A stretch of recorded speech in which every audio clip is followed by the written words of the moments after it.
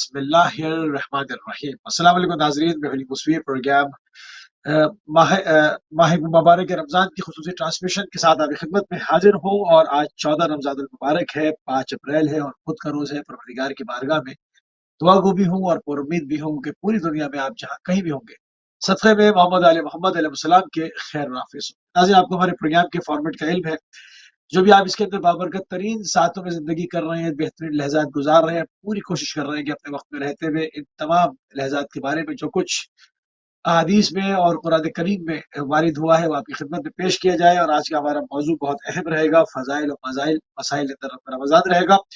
اس کے اوپر ہم بات کریں گے، اور ہمارے ساتھ موجود ہے آپ کی ہر دل عزیز شخصیت۔ یقیناً آپ کی شخصیت کسی تعارف کی محتاج نہیں۔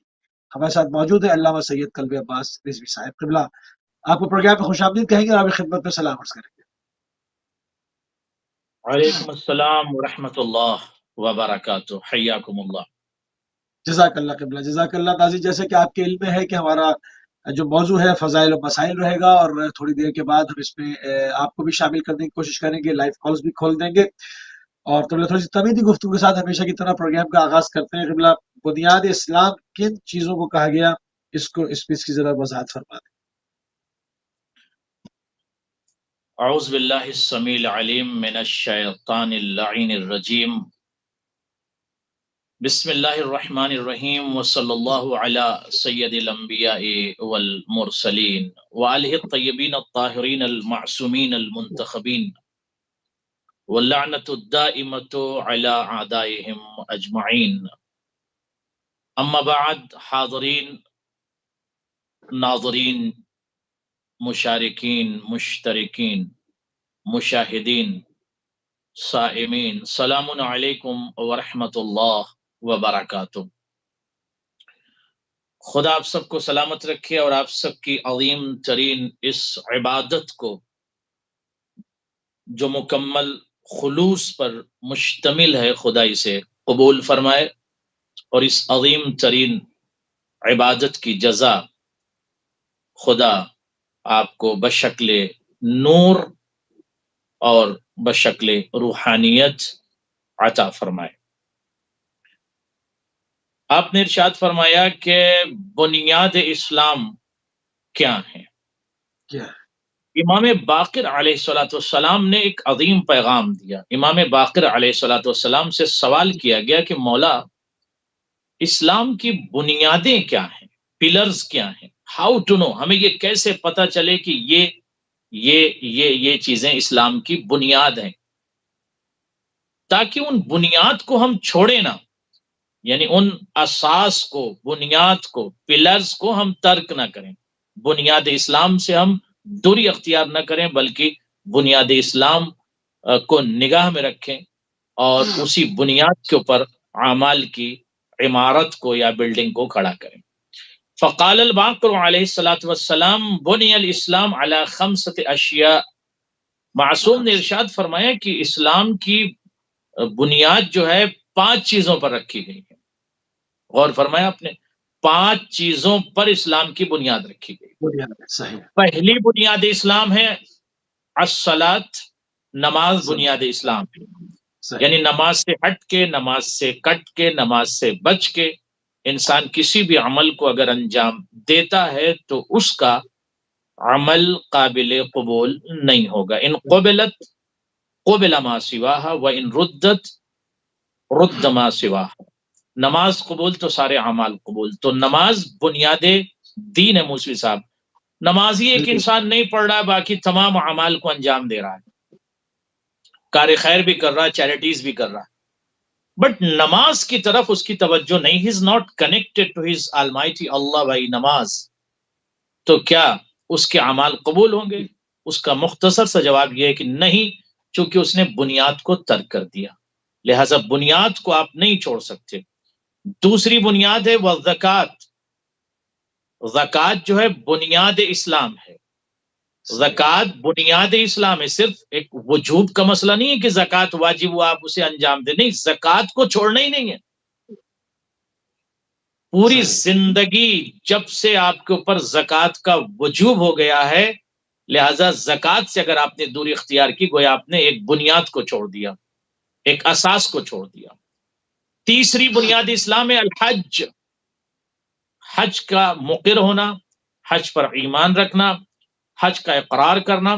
اور حج اگر واجب ہو جاتا ہے، آپ مستطیع ہو گئے ہیں اور حج آپ پر واجب ہو گیا ہے، تو حج کا آپ انکار نہیں کر سکتے اور حج کو چھوڑ نہیں سکتے. لہذا بنیاد اسلام حج بھی ہے. اس کے اچھا بعد اس میں معصوم آگے بڑھے، اس کے بعد کہتے ہیں وَالصَّوْمُ أَيُّهَا النَّاسُ أَيُّهَا الْمُؤْمِنُونَ أيها الحاضرون أيها المشاركون أيها المشتركون استمعوا جيدا ماذا قال الامام الباقر علیہ الصلوۃ والسلام. مولا نے کیا کہا؟ فرماتے ہیں روزہ بنیاد اسلام ہے. اگر ایک بندہ جان بوجھ کر روزہ چھوڑا، سفر میں نہیں ہے، فرض کیجئے حضر میں روزہ چھوڑ رہا ہے، مریض نہیں ہے مگر وہ کہتا ہے کہ اللہ کریم ہے، روزہ چھوڑ رہا ہے، تو اللہ کریم ہے تو اللہ قہار بھی ہے. کریمی یاد ہے تو اس کی قہاریت کو بھی ذہن میں رکھیے. تو معصوم نے فرمایا کہ صوم، روزہ جو ہے وہ بنیاد اسلام ہے. تو ایک انسان اگر ایک بنیاد کو، روزے کو چھوڑ رہا ہے، تو اس کا مطلب وہ اساس اسلام کو اس نے ترک کر دیا. والولایت، موسی صاحب غور کیجئے گا، بہت امپورٹنٹ بات ہے. روزہ جو ہے ہمارا جو موضوع ہے نا، فضائل و مسائل رمضان، یہاں پر یہ بات بھی عرض کر دوں کہ لفظ رمضان غلط ہے. صحیح لفظ جو ہے رمضان ہے. رمضان یعنی میم پر زبر ہے، اصل میں رمضان ہے. تو رمضان جس کو ہم عربی میں کہتے ہیں ضاد نکالیے، تو رمضان المبارک. لفظ رمضان صرف آپ نہیں ادا کر سکتے، بلکہ معصوم نے منع کیا ہے آپ شہر رمضان کہیے، یا رمضان المبارک کہیے، یا رمضان الکریم کہیے، یا شہر اللہ کہیے، صرف رمضان نہ کہیے. غور فرمایا آپ نے. تو لفظ رمضان غلط ہے، رمضان، رمضان، ٹھیک ہے. تو میم پر زبر رمضان، اس لیے کہ اگر یہ غلطی ہو رہی تو اس کے معنی دوسرے ہو جاتے ہیں، اور صرف رمضان پکارنا یہ بھی مناسب نہیں، لہذا رمضان المبارک کہیے. مولا فرماتے ہیں کہ رمضان جو اساس دین ہے. اب تک لوگ یہ سمجھ رہے تھے صرف رمضان کا مہینہ آیا اور رمضان المبارک کا مہینہ آیا اور روزہ رکھ لیا، دیٹس اٹ کا نہیں. رمضان المبارک یہ جو ہے وہ اساس اسلام ہے. اس کے بعد امام آگے بڑھے وَلَا تَنْسَ الْوِلَایَہ، یہ کلام کا زبدہ پیش کروں، ولایت کو فراموش مت کرنا. کیوں مولا؟ کب ولایت بھی تو بنیاد اسلام ہے.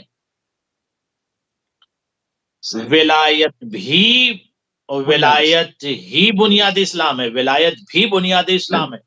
یعنی اگر آپ نے بنیاد اسلام نماز کو سمجھا، زکوٰۃ کو سمجھا، حج کو سمجھا، روزے کو، صوم کو سمجھا، لیکن اگر ولایت کو ترک کر دیا تو پھر یہ نہ حج، نہ روزہ، نہ نماز، نہ زکوٰۃ، کوئی عمل قابل قبول نہیں ہوگا. تو ولایت کیا چیز ہے، اس پر بھی دو لفظ بول کر پھر ہم آگے بڑھیں گے موسی صاحب، کیونکہ یہ لفظ بہت زیادہ آسمان تشہیر پر ہوتا ہے اور لوگوں کی سماعتوں میں یہ لفظ بار بار ٹکراتا ہے.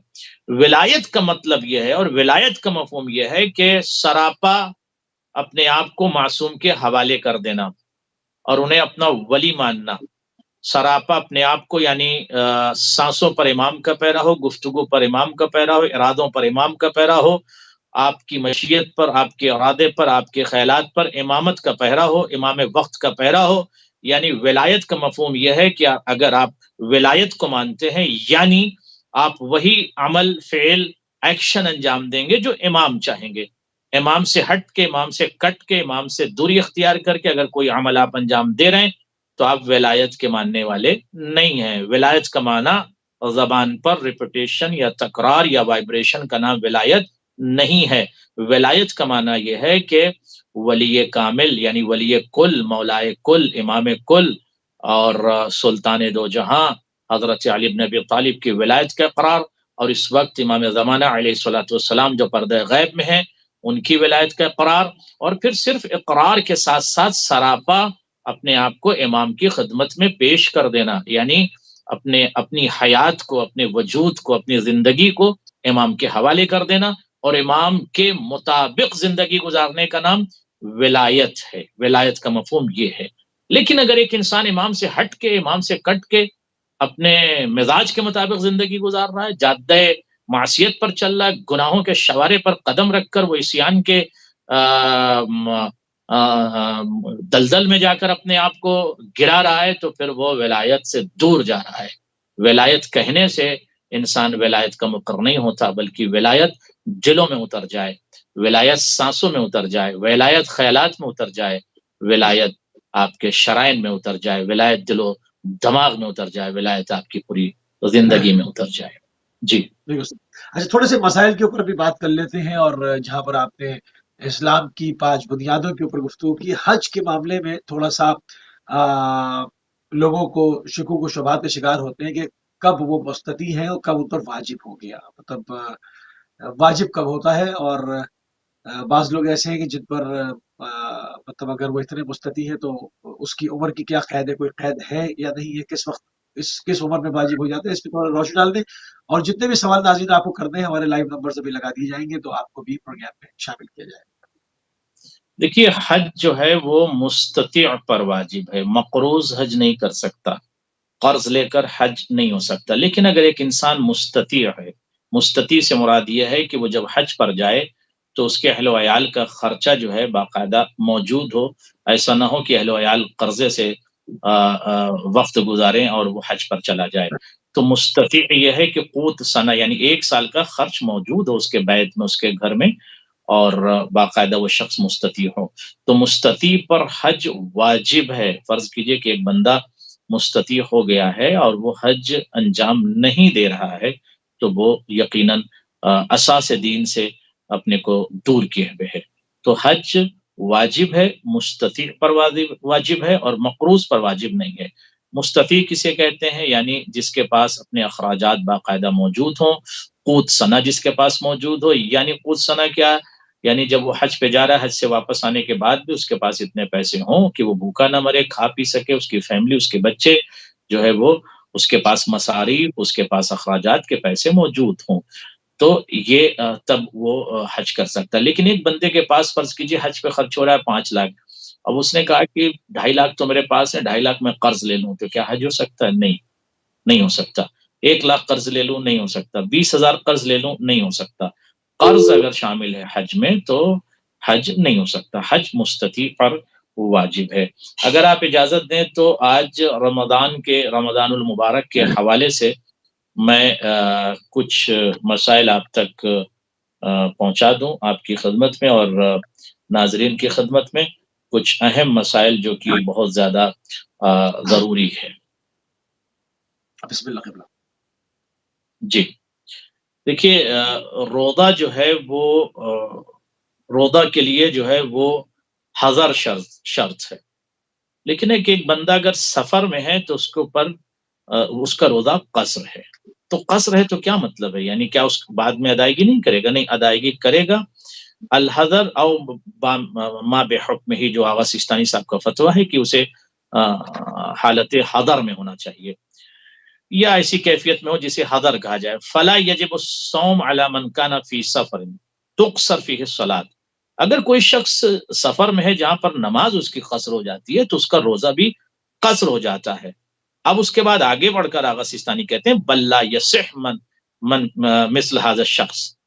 تو اگر کوئی شخص جو حالت سفر میں ہے اور اگر وہ روزہ رکھ رہا ہے تو اس کا روزہ صحیح نہیں ہے. اب یہاں پر ایک مسئلہ جس میں لوگ مبتلا ہوتے ہیں موسی صاحب، وہ میں عرض کر دوں، بہت امپورٹنٹ ہے. من کانا جاہلن بعدم صحت الصوم فی السفر فصام. فرماتے ہیں ظاہر کی جو مسئلہ بیان کیا جاتا ہے وہ فقہا حضرات جو ہے وہ باقاعدہ قرآن سے استنباط کرتے ہیں، آیات کا استعمال کرتے ہیں، اس سے استخراج کرتے ہیں، احادیث کا استعمال کرتے ہیں. فرماتے ہیں آغا سیستانی کا جو فتویٰ ہے، من کانا جاہلن بعدم صحت الصوم فی السفر. اگر کسی شخص کو اس بات کا علم نہیں تھا، یعنی وہ جاہل تھا کہ روزے میں یار روزہ ٹھیک نہیں ہے، روزے میں سفر میں روزہ ٹھیک نہیں ہے. میں پھر سے اس جملے کو ریپیٹ کر دوں، کسی شخص کو علم نہیں تھا کہ سفر میں روزہ رکھنا درست نہیں ہے، اب اس نے روزہ رکھ لیا.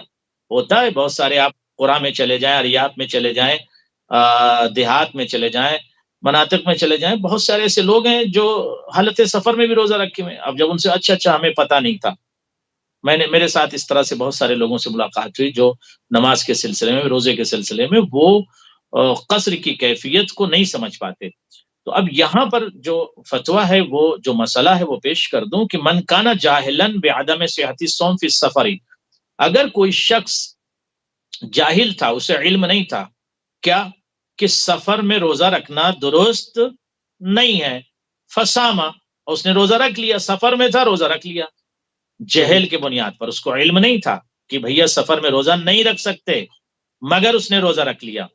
ثم علم به بعد انقضاء النہار، اب جب دن گزر گیا تو اس کو پتا چلا، اسے علم ہو گیا، کسی نے بتا دیا، آپ ہی نے مفتی صاحب بتا دیا، ارے بھائی تم تو سفر میں ہو، روزہ کیسے رکھ رہے تھے؟ اچھا روزہ نہیں رکھ سکتے سفر میں؟ ہاں نہیں رکھ سکتے. اب اسے پتا چلا بعد انقضاء النہار، دن ختم ہونے کے بعد، انقضاء نہار کے بعد، تو کیا حکم ہے اس کا؟ کیا کرے گا یہ بندہ؟ فَإِنَّهُ يَصِحُ صَوْمُهُ وَلَا قَضَاءَ عَلَيْهِ، تو اس شخص کا روزہ صحیح ہے اور اس پر قضا واجب نہیں ہے. جو جاہل تھا مسئلے کے بارے میں. لیکن اب دوسرا مسئلہ سن لیجئے، ایک شخص اسے علم ہے کہ حالت سفر میں روزہ نہیں رکھ سکتے، پھر بھی اس نے روزہ رکھا، تو اب اس کا کیا حکم ہے؟ اس کا حکم یہ ہے کہ اس کا روزہ باطل ہے، اور اگر علم نہیں تھا تو اس کا روزہ صحیح ہے جہالت کی بنیاد پر. اچھا اب یہاں پر ایک مسئلہ، جی بسم اللہ صحیح، ایک مسئلہ اور امپورٹنٹ پیش کر دوں کہ من خرج الى السفر بعد زوال الشمس، اگر کوئی شخص من خرج الى السفر، اچھا یہ چونکہ بہت زیادہ یہ امور وارد ہوتے ہیں لندن میں بھی، یو ایس میں بھی میں نے دیکھا کہ من خرج الى السفر بعد زوال الشمس، زوال شمس کے بعد اگر کوئی شخص گھر سے نکلتا ہے، سفر کرتا ہے، تو اس کا کیا حکم ہے؟ فَإِنَّهُ يَجِبُ عَلَيْهِ عَلَى لَحْوَةٍ أَن يَكْمِلَ صَوْمَهُ، تو وہ اپنے روزے کو پورا کرے. اور فرمایا آپ نے ظہر کے بعد اگر کوئی شخص سفر کرتا ہے زوال شمس کے بعد اگر کوئی، تو اس کے اوپر تکمیل واجب ہے، یعنی اسے توڑ نہیں سکتا. دوسرا جو اہم مسئلہ بہت زیادہ پیش آتا ہے وہ یہ کہ من وصل الى اہلہ قبل زوال الشمس ولم يستعمل مفطرا فإنه يجب عليه على لحوة ان ينوي صيام ذلك اليوم ويكتفي به. فرماتے ہیں کہ اگر کوئی شخص اپنے گھر پہنچ جائے، اپنے اہل ویال کے پاس پہنچ جائے، کب پہنچ جائے؟ قبل زوال الشمس، زوال شمس سے پہلے پہنچ جائے. زوال شمس سے پہلے، ابھی ایک مسئلہ میں نے بیان کیا، زوال شمس کے بعد اگر کوئی شخص گھر سے نکلتا ہے تو اسے روزہ مکمل کرنا ہوگا. اور ایک بندہ اپنے گھر زوال شمس سے پہلے پہنچ گیا، اس نے سفر کیا اور زوال شمس سے پہلے پہنچ گیا. ولم یستعمل مفطرا، اور اس نے کوئی ایسی چیز کا استعمال نہیں کیا جس سے روزہ ٹوٹ جائے. فإنه يجب عليه، تو آقا فرماتے ہیں اس کے اوپر واجب ہے، علی لحوت کی بنیاد پہ، ان ینوی صیام ذلک اليوم، اس دن کا وہ روزے کی نیت کرے اور وہ روزے کو مکمل کرے. حاضر ولا یجوز، جی جیسے ایک آدمی نکلا ہے ظہر سے پہلے اور باہر جاتا ہے، اس کو یہ احساس ہوتا ہے نا کہ میں نے شہر چھوڑ دیا، تو وہ اس کو قصر کرتا ہے، کچھ کھا پی لیتا ہے، یا اس کو نہیں کھانا ہے، اس کو یہ پتا ہو کہ میں ظہر سے پہلے واپس نہیں کر سکتا، نہیں حد ترخص سے پہلے نہیں کر سکتا کچھ. نہیں، حد ترخص کراس کر گیا، مگر اس کو پتا ہے کہ میں کام کر کے واپس ظہر سے پہلے آ جاؤں گا اپنے شہر میں، پھر کیا کرے گا وہ؟ نہیں، تو اگر کسی انسان کا اگر سفری ہے تو اس کا مسئلہ الگ ہے. اور ایک مسئلہ یہ ہے کہ اگر وہ حد ترخص سے پہنچ گیا ہے تو ظاہر سی بات ہے واپس آ جائے، پھر بھی اس کا روزہ جو ہے حد ترخص کے بعد پھر وہ اپنے روزے کو باقی نہیں رکھ سکتا. اب میں آگے مسئلہ پیش کر دیتا ہوں. ولا یجوز لمن اراد السفر قبل الزوال، اب یہ جو آپ نے مسئلہ پوچھا ہے اسی سے امتزاج رکھتا ہوا یہ مسئلہ آ گیا. ولا یجوز لمن اراد السفر، جائز نہیں ہے اس کے لیے. کس کے لیے؟ لمن اراد السفر، جو سفر کا ارادہ کرے. کب ارادہ کرے؟ قبل الزوال، زوال سے پہلے سفر کا ارادہ کرے. ان یفطر فی بلدہ او بعد الخروج منہ، کہ وہ اس کے لیے جائز نہیں ہے کہ وہ اپنے شہر میں یا شہر سے باہر نکلنے کے بعد وہ افطار کر لے یا روزے کو توڑ دے، کیا جائز ہے؟ جائز نہیں ہے۔ کب جائز ہے؟ ما لم یصل الی حد الترخص، جب تک حد ترخص تک نہ پہنچے وہ افطار نہیں کر سکتے، یعنی روزے کو توڑ نہیں سکتا۔ تو یہ بہت زیادہ امپورٹنٹ مسئلہ تھا کہ یہ بات سمجھ لیں کہ بہت سے لوگ سفر کا ارادہ کرتے ہیں اور گھر سے نکلتے ہیں اور وہ بس گھر سے نکلتے ہی کہتے ہیں کہ میں تو سفر پہ جا رہا ہوں، کھا پی کے نکل جاتا ہوں۔ نہیں ہو سکتا ایسے، ٹھیک ہے؟ اچھا، حد ترخص کو کراس کر دیا، ٹھیک ہے۔ اب اگر یہ عمل جان بوجھ کے انجام دیا جا رہا ہو، کسی کو روزہ نہیں رکھنا، جان بوجھ کے بھی اگر انجام دیا جا رہا ہے، جان بوجھ کے بھی اگر سفر کر رہا ہے تو کر سکتا ہے، سفر کر سکتا ہے، اپنے آپ کو سفر میں ڈال سکتا ہے، سفر کر سکتا ہے، تو اس کے اوپر جو بعد میں تو قضا تو واجب ہے اس روزے کی۔ قرآن نے جہاں پر یہ آیات پیش کی ہے وہاں پر کوئی کنڈیشن نہیں دی ہے، تو آدمی میں نے کہا میں سوال کر لوں اس میں کہ مطلب جان کے بھی اگر مسافر بن رہا ہے، حد ترخص کراس کر رہا ہے، جیسے ایک انسان میں انرجی نہیں، وہ نہیں رکھنا چاہ رہا اور اس کو معلوم ہے کہ اگر وہ بغیر کسی شرعی عذر کے چھوڑے گا تو 60 روزوں کی پلنٹی ہے، اس میں سے 31 اس کو مستقل رکھنے پڑیں گے، اور کفارہ بھی ہے اور سزا بھی ہے، تو اگر وہ اپنے کو مسافر بناتا ہے جان کے کرتا ہے، اس کی تھوڑی سی وضاحت کر دیں۔ دیکھیے اس پر فقہاء علماء نے یہ اجازت تو ہے، لیکن منع کیا ہے کہ کوشش کریں کہ اگر ضروری نہ ہو تو سفر نہ کریں۔ ایک یہ ہے کہ ایک بندہ جان بوجھ کے سفر پہ جا رہا ہے روزے سے بچنے کے لیے، تو کیا یہ کر سکتا ہے؟ کر تو سکتا ہے، لیکن کوشش کرے کہ اس عمل کو انجام نہ دے۔ اب ایک دو مسئلے بہت اہم میں نے نکالے، میں نے سوچا کہ وہ بھی آپ کی خدمت میں پیش کر دوں، اور اگر آپ کہیں تو میں پیش کر دوں، جیسا آپ ارشاد فرمائیں۔ بسم اللہ بسم اللہ۔ فرماتے ہیں کہ من فاتہ صوم شہر رمضان المبارک لعذر او بدون وجب علیہ قضا فی غیر من ایام السنہ، اگر کسی شخص نے روزے کو چھوڑ دیا ہے، ٹھیک ہے، کسی عذر کی بنیاد پر یا بدون عذر، کوئی عذر نہیں تھا پھر بھی، تو کیا ہے؟ وجب علیہ قضا، ہو اس پر قضا کا وجوب ہو جاتا ہے، اور پورے سال اس پر وجوب کا جس کو کہہ لیا جائے کہ تلوار وجوب کی لٹکتی رہتی ہے، یعنی وجوب اس پر واجب ہے کہ وہ سال میں جب بھی اس کو وقت مل جائے وہ فوراً روزہ رکھ لے، الا یومین، یوم العیدین یعنی عید الاضحیٰ و عید الفطر، اس دن روزہ نہیں رکھ سکتا، فلا یجوز، اس دن روزہ نہیں رکھ سکتا۔ اب اس کے بعد یہ ایک اور امپورٹنٹ جو مبتلا بے مسئلہ ہے، یہ ناظرین غور کر لیں، یہ میں پیش کر کے پھر ہم آتے ہیں فضائل رمضان کی طرف۔ المریض الذي استمر مرضه الى رمضان الآتي فلم يتمكن من القضاء في مجموع السنة فإنه يسقط عنه القضاء وعليه الفدية أن يتصدق بدل كل يوم بثلاث أرباع الكيلو تقريبا من الطعام۔ تو یہ آپ کی خدمت میں یہ جو مسئلہ ہے میں اس کو پیش کر دوں اور اس پر آپ غور فرما لیں۔ ایک صلوات پڑھ لیجئے موسی صاحب، تو آپ کی خدمت میں اس مسئلے کو میں پیش کر دوں۔ اللہم صلی علی محمد و آل محمد وعجل فرجہ۔ جی، یہاں پر ایک مسئلہ جو بہت زیادہ پیش آتا ہے وہ یہ کہ ایک مریض ہے، اب اس کا مرض جو ہے وہ مستمر ہے، یعنی ابھی مریض ہوا، رمضان المبارک کا چاند نمودار ہوا، وہ مریض تھا، اور اس کے بعد پورے مہینہ وہ مریض رہا موسی صاحب، ٹھیک ہے۔ اب اس کے بعد پھر وقت گزر گیا، روزہ اس نے نہیں رکھا، سال آ گیا، دوسرا رمضان المبارک بھی آ گیا، تو اب کیا کرے؟ اس ڈیو کو پورا کیسے کرے؟ ایک بندہ ہے پورے سال بیچارہ بیمار ہے، تو کیا کرے؟ فلم یتمکن من القضاء فی مجموع السنہ، پورے سال اس کے اندر یہ تمکن اس کے لیے ممکن نہ ہو سکا کہ وہ روزہ رکھے، تو کیا کرے گا؟ کیا واجب ہے اس کے اوپر؟ فإنه يسقط عنه القضاء، تب اس کے اوپر قضا واجب نہیں ہے۔ پھر میں ریپیٹ کر دوں تاکہ کوئی التباس نہ رہ جائے۔ ایک شخص ہے وہ صرف 1 مہینہ بیمار تھا اور رمضان المبارک ختم ہوتے عید کے دوسرے دن اسے شفا مل گئی، تو کیا اس کے اوپر روزوں کی قضا واجب ہے؟ جی ہاں، نعم، واجب ہے کہ وہ اپنے روزوں کی قضا کرے گا عید کے بعد، پورے سال جب بھی اسے وقت مل جائے دوسرے رمضان کے آغاز سے پہلے روزوں کی قضا کر لے۔ دوسرا مسئلہ، ایک شخص بیمار ہوا، پورے رمضان المبارک بیمار تھا، اب اس کے بعد پورے سال بیچارہ بیمار رہا، دوسرا رمضان المبارک بھی آ گیا، تو اسے ٹائم ہی نہیں ملا نا، پورے سال تو یہ بیماری رہا، تو کیا نیکسٹ ایئر اس کے اوپر ڈے ہو جائے گا یہ جو اس سال نہیں کر پایا؟ کہا نہیں، لا یجب فإنه يسقط عنه القضاء، اس کے اوپر سے قضا ساقط ہو جائے گی. پھر کیا کرے گا؟ وعلیہ الفدیہ، وہ فدیہ اس کے اوپر واجب ہو جائے گا. علیہ الفدیہ یعنی یجب علیہ الفدیہ، وجوب ہے، علیہ یہاں پر وجوب کے معنی عطا کرے گا. علیہ الفدیہ، اس کے اوپر فدیہ واجب ہے. کیا مطلب؟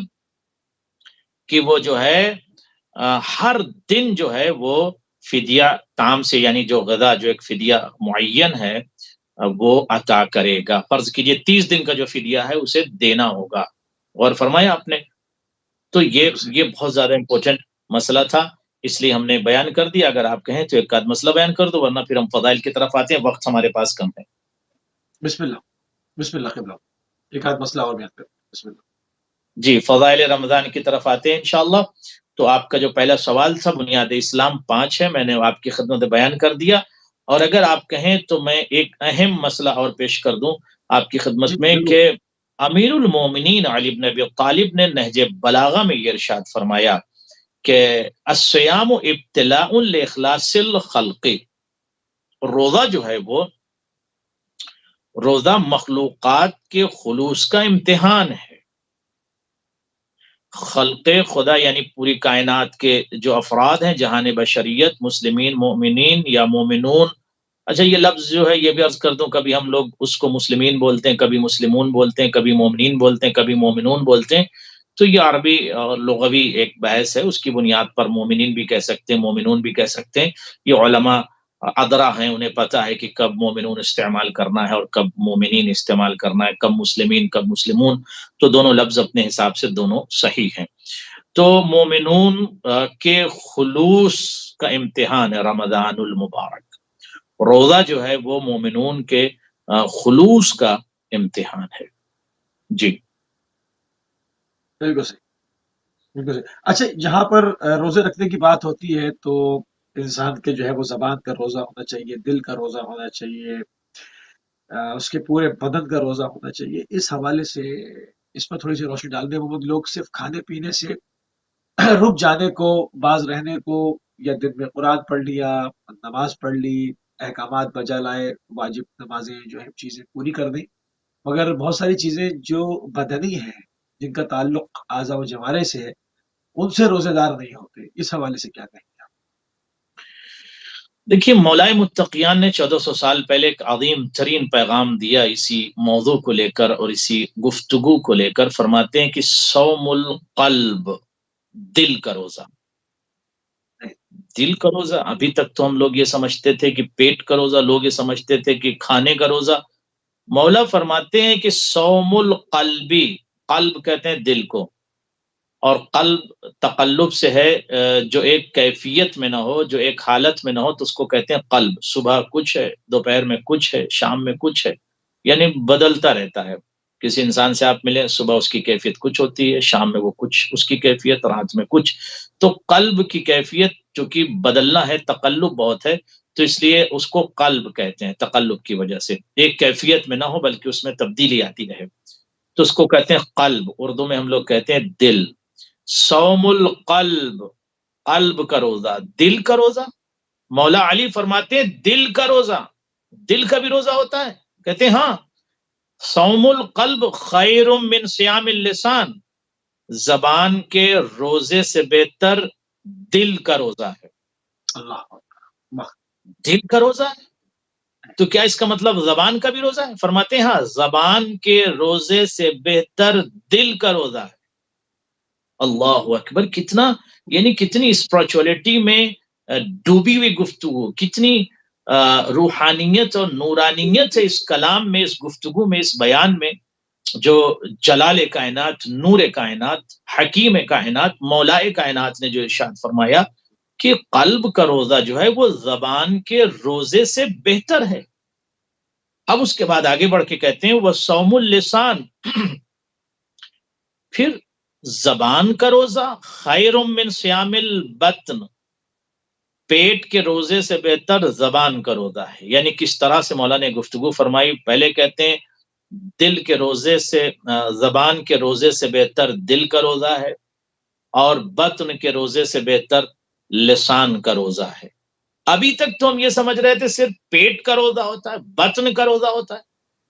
مولا فرماتے ہیں دل کا بھی روزہ ہے۔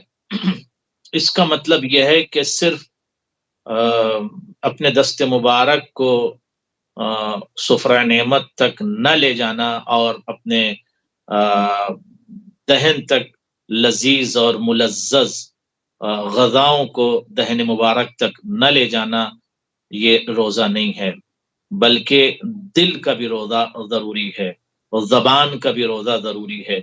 دل کا روزہ اور زبان کا روزہ بطن کے روزے سے افضل ہے، بہتر ہے، اور اس کے اوپر مولا نے یہ گفتگو فرمائی۔ اس کا مطلب ناظرین ضرورت اس بات کی ہے کہ ہم دل کے روزے کی طرف متوجہ ہوں کہ میرے دل نے روزہ رکھا کہ نہیں رکھا، میری زبان نے روزہ رکھا کہ نہیں رکھا، یا صرف پیٹ کا روزہ ہے، صرف پیٹ کا روزہ ہے۔ پیٹ کا روزہ آپ صرف پیٹ کا روزہ روحانیت میں نورانیت اتنی نہیں پیدا کرے گا جب تک دل کا روزہ اور زبان کا روزہ ساتھ نہ دے پیٹ کے روزے کا۔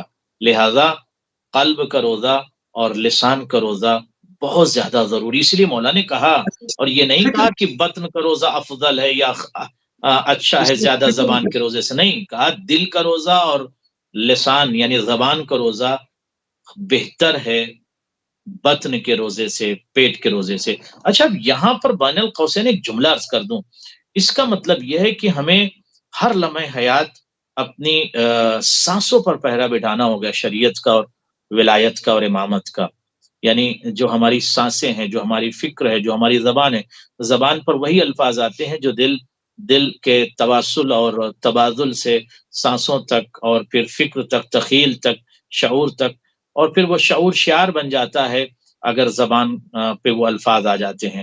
تو مولا فرماتے ہیں دل پہ پہرا بٹھاؤ اور اس انداز میں روزہ رکھو کہ پھر پہرا آپ کے دہن مبارک یعنی لسان مبارک تک پہرا رہے، شریعت کا پہرا رہے، ولایت کا پہرا رہے، امامت کا پہرا رہے۔ تو دل کا روزہ، زبان کا روزہ رکھو اور پھر بطن کا یعنی پیٹ کا روزہ رکھو۔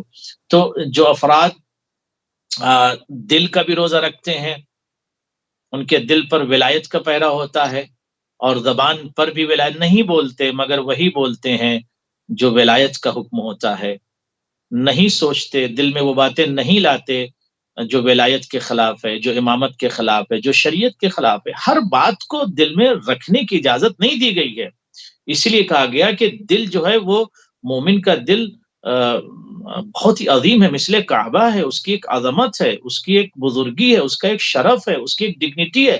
تو دل میں رجس نہیں آنے کی اجازت دینی چاہیے۔ دل جو ہے کعبہ ہے تو کعبہ میں علی کو ہونا چاہیے، تو دل میں بھی علی کو ہونا چاہیے۔ کعبے میں جیسے مولا کائنات ہے ویسے دل میں بھی علی ہونا چاہیے۔ تو مولا کائنات کب آئیں گے؟ جب دل پاک ہو، دل پاک ہو، زبان پاک ہو، تب جا کر اہل بیت اطہار آپ کے دل میں جگہ بنائیں گے۔ تو یہ بہت زیادہ امپورٹنٹ بات ہے، مولا نے جو عظیم پیغام آج اسے یاد کر لیں کہ صرف پیٹ کا روزہ نہ رکھیں، زبان کا بھی روزہ آپ کا ضروری ہے۔ روزے میں ہے فون کر کے کسی سے آپ غلط باتیں کر رہے ہیں تو پھر یہ روزہ صرف پیٹ کا روزہ ہے۔ جی جی ہماری آواز آ رہی ہے قبلہ؟ جی آ رہی بالکل۔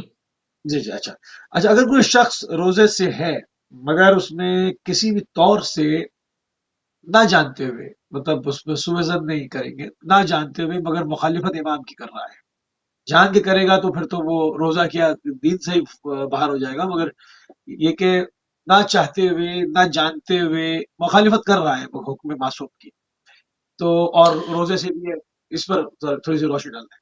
دیکھیے اگر جان بوجھ کر اگر امام پر بہتان لگا رہا ہے، یا امام نے فرض کیجئے، میں اسی لیے اکثر یہ بات کہتا ہوں اور پھر کہہ رہا ہوں کہ ٹی وی کے مادھیم سے اور ٹی وی کے وسیلے سے یہ دنیا تک بات پہنچ جائے کہ آج اس وقت جو واٹس ایپ کی دنیا ہے اس میں ایک حدیث آئی اور اس کو فوراً فارورڈ کر دیتے ہیں، بغیر ریفرنس کے، بغیر متن کو چیک کے ہوئے، بغیر اس کے حوالہ جات کے، کچھ نہیں، اس کو فارورڈ کر دیا۔ فرض کیجئے کہ وہ حدیث غلط ہے، وہ حدیث ہی نہیں ہے، فرضی اور جعلی حدیث ہے، کسی نے آپ کو فارورڈ کر دیا اور غلط ریفرنس ڈال بھی دیا، کوئی فرضی ریفرنس بھی ڈال دیتے ہیں کہ فلاں کتاب یہ، آپ نے اس کو فارورڈ کر دیا، تو اس میں اشکال ہے، روزہ آپ کا خطرے میں آ سکتے ہیں، یعنی امام نے جو بات نہیں کہی اور ہم اس بات کو کہہ رہے ہیں کہ یہ بات امام نے کہی ہے، تو گویا ہم امام پر بہتان لگا رہے ہیں۔ تو جان بوجھ کر اگر اس عمل کو انجام دیتے ہیں تو یقیناً روزہ فوراً باطل ہو جائے گا، ٹوٹ جائے گا۔ لیکن اگر انجانے میں کسی سے لغزش ہو گئی ہے تو انشاءاللہ تعالی خدا اسے معاف کرے گا اور امام بھی معاف کریں گے، لیکن احتیاط بہت زیادہ شرط ہے۔ آپ حدیث کو بغیر کسی متخصص عالم جن کا اختصاص ہو باقاعدہ عربی پر، حدیثوں پر، متن پر، ان سے بغیر چیک کرائے آپ حدیث کو فارورڈ نہ کریں۔ آپ اگر حدیث کو فارورڈ کر رہے ہیں روزے کے علاوہ بھی، اب وہ حدیث نہ ہو تو گویا آپ نے امام کی طرف اس کلام کو منسوخ کر دیا۔ آپ نے کہا کہ فلاں گروپ میں آئی تھی حدیث، ہم نے اس کو بڑھا دیا، ثواب لے رہے ہیں۔ ثواب نہ لیجیے، ایسا بغیر تحقیق کے آپ ثواب نہ لیجیے، وہ ثواب عذاب بن جائے گا۔ میں نے خود چیک کیا، بہت ساری حدیثیں جو ہے باقاعدہ ان کا کوئی وجود نہیں ہوتا، نہ وہ امام کا قول ہے نہ حدیث ہے، اسے بعنوان حدیث واٹس ایپ گروپ پر بھیج دیا جاتا ہے۔ لہٰذا میرے ناظرین، میری آپ سے گزارش ہے کہ آپ خصوصی طور پر بغیر چیک کے، یا تو پھر آپ اتنا شوق پیدا کیجئے کہ حدیث کو فوراً آپ چیک کر لیجئے، اب تو لائبریری اویلیبل ہے نیٹ پہ بھی، اور چیک کر کے پھر آپ اسے فارورڈ کیجئے تو ثواب ملے گا۔ لیکن بالکل بغیر چیک کے اگر آپ کر رہے ہیں تو میں سمجھتا ہوں کہ احتیاط ضروری ہے۔ جی صحیح۔ اچھا، ماہ مبارک رمضان میں صدقے کی تاکید بہت کی گئی ہے، ایسے کیوں ہے؟ اور اس کا جو ثواب ہے اس کا بھی تھوڑا سا ذکر فرما دیں، کیونکہ بہت تاکید کی گئی۔ دیکھیے، چونکہ اگر ہم حدیثوں کو دیکھیں اور آیات کو دیکھیں، من جاء بالحسنۃ فلہ عشر امثالھا، قرآن کی آیت ہے کہ اگر کوئی ایک نیکی کرتا ہے تو اسے ہم 10 گنا بڑھا کے دیتے ہیں۔ تو خصوصی طور پر وہ ایک نیکی جو رمضان میں کی جائے تو کئی گنا پروردگار عالم اسے بڑھا کے دیتا ہے۔ اس کے لیے میری نظر سے ایک حدیث بھی گزری ہے، قال الصادق علیہ الصلوۃ والسلام، امام صادق علیہ الصلوۃ والسلام نے ارشاد فرمایا، کیا صدقۃ درہم افضل من صیام یومن، غور فرما لیجیے آپ، ایک درہم کا صدقہ، ایک درہم چیریٹی کرنا، ایک درہم کسی نیڈی کی مدد کر دینا، ایک درہم کسی پر خرچ کر دینا، افضل ہے، کس چیز سے افضل ہے؟ من صیام یوم، ایک دن کے روزے سے افضل ہے۔ کیا افضل ہے؟ کیا افضل ہے؟ ایک درہم، اونلی 1 درہم۔ امام فرماتے ایک درہم، صادق علیہ الصلوۃ والسلام فرماتے ہیں، یہ حدیث وسائل الشیعہ جلد 7 میں مذکور ہے۔ امام فرماتے کہ ایک درہم، اونلی 1 درہم، 1 درہم بھی اگر آپ نے کسی چیریٹی میں لگا دیا، کار خیر کر دیا، کسی غریب کی مدد کر دیا۔ اب یہ بھی بہت زیادہ ضروری ہے کہ دیکھ کر چیریٹی کیا کریں، کہاں کرنا ہے کہاں نہیں کرنا، شخصی طور پر مدد کریں جن کو آپ جانتے ہیں یا کسی ریفرنس کے حوالے سے، غربا، مساکین، اطفال، ارامل، شہداء، اس طرح سے آپ جو بھی ممکن ہو سکے اپنی فیملی میں، جاننے والوں میں، دوستوں میں، آپ گھر میں بھی چیک کر لیں، عزیزوں میں چیک کر لیں، احباب میں آپ کا ایک دوست آپ کے ساتھ رہ رہا ہے، پتہ چلے اسے حاجتیں، اسے ضرورتیں ہیں، مگر آپ نے اسے کبھی پوچھا نہیں، اس سے پوچھ لیجئے، اس کی ضرورت کو پورا کر دیجئے۔ اس لیے حدیثوں میں وارد ہوا ہے کہ من فرج، اگر کسی نے جو ہے مدد کی، من فرج کربۃ مومن فرج اللہ عنہ کربۃ دنیا والآخرہ، اگر کسی مومن کی مشکل کو کوئی آسان کر دیتا ہے، کسی مومن کی مشکل میں کوئی شخص مدد کر دیتا ہے تو اللہ دنیا اور آخرت میں اس کی مشکلات میں اس کی مدد کرتا ہے، یعنی خدا آپ کا مددگار ہو جائے گا۔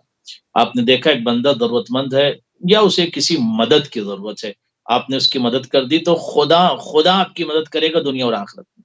تو میں یہ ہمیشہ یہ بات کہتا رہتا ہوں کہ نمازوں اور روزوں میں صرف اپنے آپ کو نہ ڈالیں، نماز روزہ واجب ہے، اس کو انجام دیں، اس سے آپ خدا سے قریب ہوتے ہیں، لیکن خلق خدا کی خدمت سے خود کو دور نہ رکھیں، یہ بہت زیادہ امپورٹنٹ ہے، یہ بہت زیادہ ضروری ہے کہ بندگان خدا کی خدمت، اس کا ایک ذائقہ ہی الگ ہے۔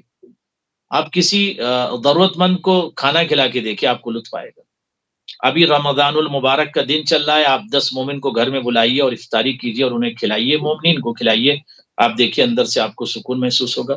لیکن عجیب سی کیفیت ہوتی جا رہی ہے کہ لوگ جو ہے وہ کچھ افراد شو بازی میں زیادہ جا رہے ہیں، یعنی شو آف زیادہ کر رہے ہیں، پروگرام بھی کریں گے تو بہت اس کو ہائی لائٹ کریں گے، افطار پارٹی، اچھا ایک لفظ زیادہ استعمال کرتے ہیں افطار، افطار بھی موسی صاحب غلط ہے، افطار صحیح لفظ افطار، الافطار، افطر یفطر افطارا فهو المفطر، تو جو ہے افطار صحیح لفظ ہے، تو شو آف باقاعدہ ہو رہا ہے، تو یہ میں سمجھتا ہوں کہ مناسب نہیں ہے، افطار پارٹی وارٹی نہیں ہوتی، افطار اس لیے کیجئے کہ اس سے قرب پیدا ہو، یعنی مومن کا مومن سے قرب پیدا ہو اور پھر مومن کا خدا سے قرب پیدا ہو، اس لیے افطار ہونا چاہیے، شواف نہیں ہونا چاہیے، اور باقاعدہ ایسے عمل کو انجام نہیں دینا چاہیے کہ جو حرام ہو، روزے میں آپ افطار کر رہے ہیں مگر کچھ ایسے عمل یا ایکشن ہے جو حرام ہے اس کو آپ انجام دے رہے ہیں، یا اپنی حیثیت کو دکھانے کے لیے، اپنی شخصیت کو دکھانے کے لیے آپ افطار کر رہے ہیں، تو میں سمجھتا ہوں شاید یہ عمل قابل قبول نہیں ہے، لہٰذا خلوص کے لیے پروردگار عالم نے مولا فرماتے ہیں خلوص کو چیک کرنے کے لیے روزے کو رکھا ہے، تاکہ مومن کے خلوص کو چیک کر سکیں کہ آپ کتنے پانی میں ہیں، کتنے بڑے آپ تیراک ہیں۔ جی بالکل صحیح، بالکل صحیح۔ کافی پوائنٹس جو ہے وہ قبلہ اس حوالے سے ہم نے ڈسکس کیے ہیں، اور تھوڑا سا اور مزید جو ہے وہ آگے بڑھیں گے۔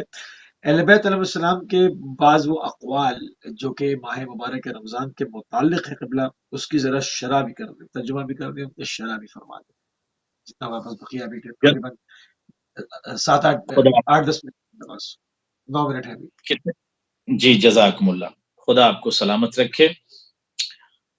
میں آپ کی خدمت میں عرض کر دوں کہ امام باقر علیہ السلام کا بہت امپورٹنٹ قول ہے، حدیث ہے، اسے سب یاد کر لیں، لا سیام لمن اصل امام، وہ اس کا روزہ ہی نہیں ہے جو امام کی نافرمانی کر رہا ہے۔ کیا مطلب؟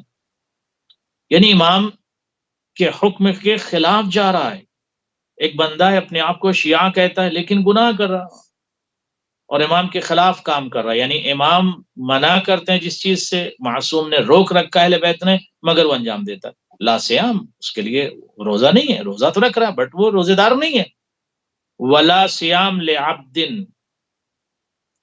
اچھا اس کے بعد میں ایک اور بہت امپورٹنٹ جملہ عرض کر دوں، یہ بھی شاید سخت نہ ہو مگر عرض کر دوں، حدیث مولا کی، ولا سیام لامرات ناشزہ حتی تتوب ولا سیام لولد عاق حتی یبر، مولا فرماتے ہیں اس عورت کا بھی روزہ نہیں ہے، کس کا مولا؟ جو ناشزہ ہے، ناشزہ یعنی وہ عورت، وہ زوجہ جو اپنے شوہر کی اجازت کے بغیر گھر سے نکلتی ہے، یا جو اپنے شوہر سے ناراض رہتی ہے، یا جو اپنے شوہر کو ناراض کرتی ہے، شوہر کو ناخوش کرتی ہے، شوہر کے ساتھ پرابلم کریٹ کرتی ہے، فرما بردار نہیں ہے، ناشزہ ہے، یہ بھی ایک طویل بحث ہے کہ ناشزہ کسے کہتے ہیں، مختصر یہ کہ جو شوہر کی فرما بردار نہ ہو اور شوہر کے خلاف ہو، شوہر کے ساتھ فرض کیجئے کہ بدتمیزی کرتی ہو، اس کی بات نہ مانتی ہو، تو اگر وہ روزہ رکھے تو مولا کیا اس کا روزہ ہوگا؟ دیکھیے میں کچھ نہیں کہہ رہا ہوں، میری طرف سے نہیں، یہ بحار الانوار جلد 93 میں یہ حدیث موجود ہے، امام نے فرمایا لا سیام، اس کا روزہ نہیں ہے، اگر وہ ناشزہ ہے، نافرمان ہے تو اس کا روزہ نہیں ہے، مولا وہ تو روزہ رکھ رہی ہوگی مگر اس کا روزہ نہیں ہے، کب تک؟ حتی تتوب، یہاں تک کہ وہ توبہ کر لے، وہ خاتون، وہ ناسجہ عورت، وہ ناشزہ عورت توبہ کر لے، ولا سیام، اور اس کا بھی روزہ نہیں، کس کا مولا؟ جو عاق شدہ ہے، یہاں تک کہ وہ نیکی کرنا شروع کر دے اپنے والدین کے ساتھ، تو اس کا بھی روزہ نہیں ہے۔ اس کے بعد امام آگے بڑھ کر ایک جہان بشریت کو، اور یہ مسئلہ، یہ حدیث، یہ کلام اس وقت جو پوری دنیا میں تمام جوانوں کو سننا چاہیے، موسی صاحب غور کر لیں، مولا فرماتے کم من صائم لیس له من صیام الا الجوع والظما وکم من قائم لیس له من قیامه الا السحر والعنا، مولا فرماتے دنیا میں بہت سارے ایسے لوگ تم دیکھو گے، کیسے مولا دیکھیں گے؟ لیس له من صیام الا الجوع والظما، صرف وہ بھوکے اور پیاسے نظر آئیں گے روزے میں، مگر وہ روزے دار نہیں ہے، مگر روزے دار نہیں، مولا بھیڑ لگی پوری روزے داروں کی، ہم تو دیکھ رہے ہیں روزے داروں کی بھیڑ ہے، کہا ہوگی بھیڑ، مگر وہ صرف بھوکے اور پیاسے ہیں، وَكَمْ مِنْ قَائِمٍ لَيْسَ لَهُ مِنْ قِيَامِهِ، بہت سارے ایسے لوگ ہیں جو رات بھر کھڑے ہو کر عبادت کر رہے ہیں، تو وہ عبادت نہیں، پھر کیا ہے مولا؟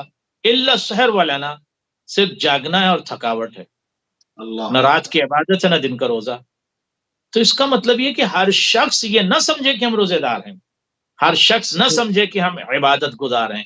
اسی وقت ممکن ہے جب اس کے دل کا بھی روزہ ہو، اس کی زبان کا بھی روزہ ہو، اور باقاعدہ خلوص اپنے اندر پیدا کرے. تو ظاہر سی بات ہے کہ یہ ایک ایسی عبادت ہے کہ بندہ جو ہے وہ اپنے خدا سے، اپنے معبود سے، اپنے خالق سے بالکل قریب تر ہو جاتا ہے. اب میں ایک اور عظیم پیغام دے دوں اہل بیت چینل کے ذریعے سے.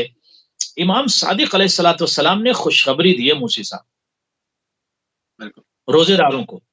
فرماتے ہیں اگر ہم للصائم فرحتان، فرحت عند افطارہ و فرحت 2 منٹ ہے، عند 2 لقاء ربہ.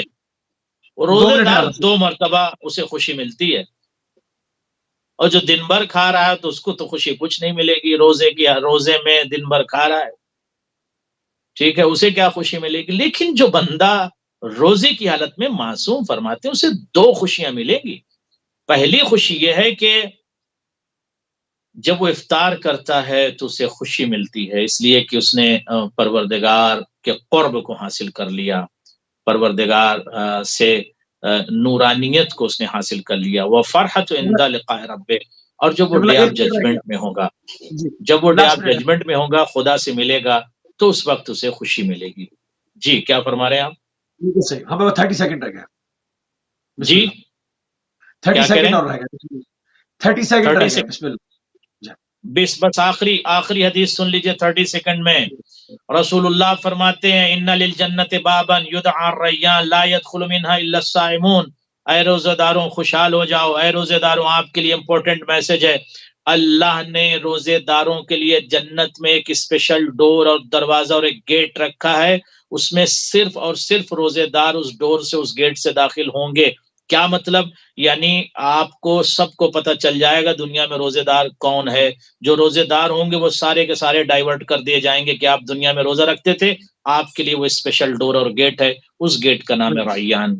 پروردگار ہم سب کو جزاک زیادہ سے زیادہ اعمال صالحہ کرنے کی توفیق عنایت فرما. امام زمانہ کے ظہور میں تعجیل فرما. اہل بیت چینل کی مدد فرما، اور ان کے اراکین کی خدمات کو قبول فرما. مجھے بھی دعا میں یاد رکھیے گا. والسلام علیکم ورحمۃ اللہ وبرکاتہ. جزاک اللہ قبلہ. جزاک اللہ. انتہائی مشکور ہیں اور انتہائی ممنون ہیں جناب علامہ سید قلب عباس رضوی صاحب کے کہ ایک مرتبہ پھر آپ نے اپنا قیمتی ٹائم اہل بیت ٹی وی کو دیا. مہمان خدا خصوصی ٹرانسمیشن رمضان المبارک کی ہماری جاری و ساری تھی، اور ہم نے پوری کوشش کی کہ اس میں صرف فضائل نہیں بلکہ ساتھ میں اس کے مسائل بھی جو ماہ مبارک سے متعلق ہیں وہ بھی آپ کی خدمت میں پیش کی جائیں، اور انشاءاللہ جو ہے وہ